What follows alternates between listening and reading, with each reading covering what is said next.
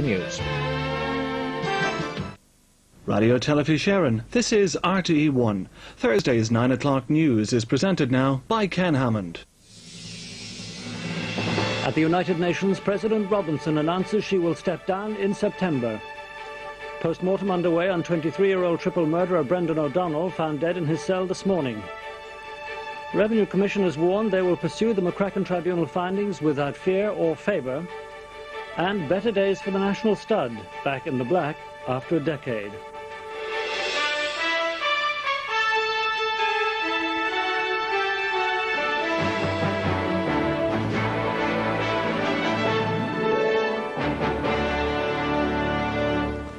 Good evening. President Robinson has announced that she will resign from office on the 12th of September.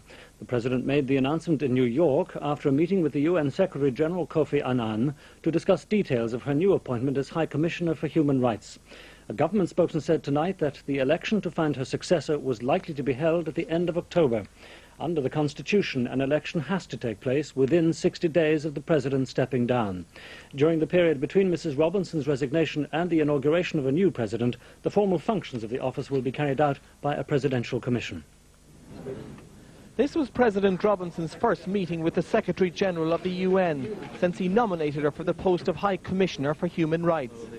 After the 40-minute get-together, the two leaders spoke to waiting reporters. We are excited to have her on board. We think she's going to be a wonderful addition to the team.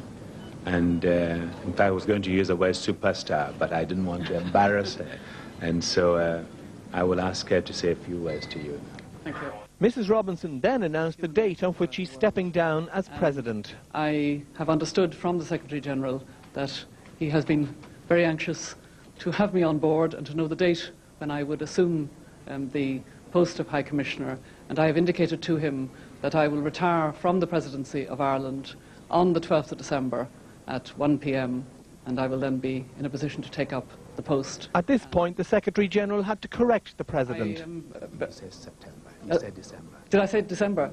Then if I can correct myself quickly, September.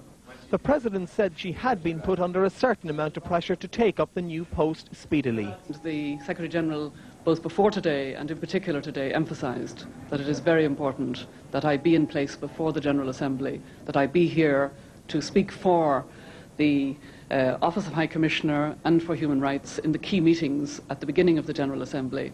In a little over 6 weeks' time, Mary Robinson will be back here at the United Nations for the 52nd General Assembly. She won't be here as President of Ireland, but as the newly installed United Nations High Commissioner for Human Rights. So after almost 7 years as President of Ireland, she'll then be moving on to one of the top jobs on the world stage. A post-mortem examination is underway following the death of the triple murderer Brendan O'Donnell, whose body was discovered in his cell at the Central Mental Hospital in Dublin today. He had been jailed for life for the abduction and murder of Imelda Riley, her 3-year-old son Liam, and the Galway-based priest Father Joe Walsh. It's thought he died from natural causes. 23-year-old Brendan Patrick O'Donnell was found dead in his bed at around 8:20 this morning by nursing staff at the Central Mental Hospital in Dundrum in Dublin.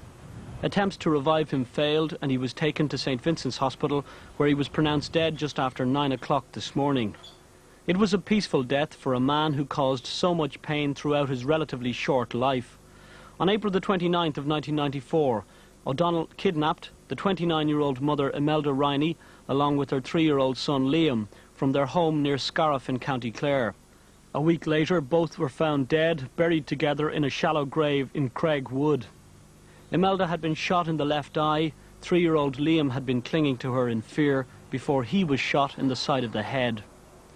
A week after Imelda's disappearance, O'Donnell also kidnapped the local curate Father Joe Walsh from his home at Aircourt in County Galway. The next day, his blue Opel Astra car was found burned out at Williamstown Pier in Whitegate in County Clare. Father Walsh was subsequently found dead, also buried in a shallow grave in Craig Wood, not far from where the bodies of Imelda and Liam were found. The Assistant Commissioner, Jim McHugh, was brought in to coordinate the search, which now involved helicopters, Gardaí and Army personnel from all over the country.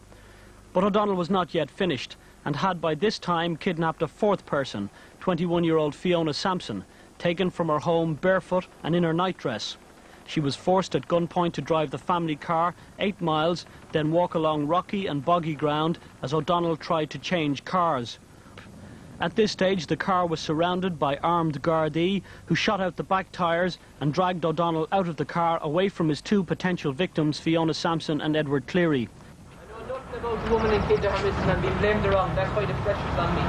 After what became the longest murder trial in the history of the state, Brendan O'Donnell was sent to prison last year and was serving 7 life sentences and 5 other prison terms of up to 20 years for the 3 murders, the kidnappings, hijackings, false imprisonment and 4 firearms offences. He had spent time both in Arbour Hill Prison and in the Central Mental Hospital. During his trial, his defence counsel said he'd been sick for some time.